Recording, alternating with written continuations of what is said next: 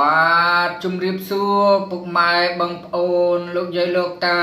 ទាំងអស់ថ្ងៃនេះខ្ញុំបានលើកយកគាថា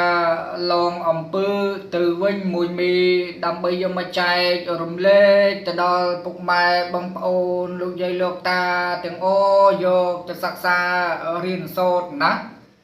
គាថាឡងអំពើទៅវិញនេះណារបៀបប្រើប្រាស់ហ្នឹងគឺយើងប្រើណាសម្រាប់ឡងអំពើណាបើសិនជាគេធ្វើអំពើមកលើយើងណាយើងមានអារម្មណ៍ថាមិនស្រួលខ្លួនណាយើងអាចយកគាថានេះណាមកសរសើរណាផ្លុំដាក់ទឹកយកមកហូបក៏បានឬក៏យើងយកគាថានេះណាធ្វើទឹកលុបមុខក៏បានដែរណា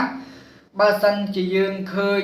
គេធ្វើអំពើសត្វណាឬក៏អំពើព្រាយណាឲ្យមកក្រោបយើងណាយើងអាចយកគាថានេះណាសូត្រផ្លុំទៅតាមខ្យល់ចោលទៅណា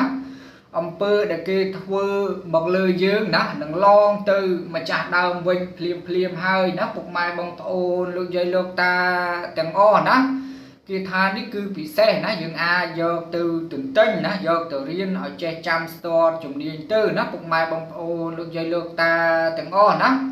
អញ្ចឹងទេកុំឲ្យខាតពេលវេលាកាន់ទៅវែងឆ្ងាយយូរណាយើងចូលទៅរៀននៅគាថាយើងទាំងអស់គ្នាពុទ្ធទាំង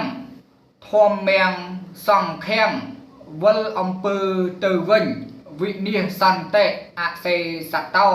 ម្ដងទៀតពុទ្ធទាំងធម្មំសង្ឃំវិលអំពើទៅវិញ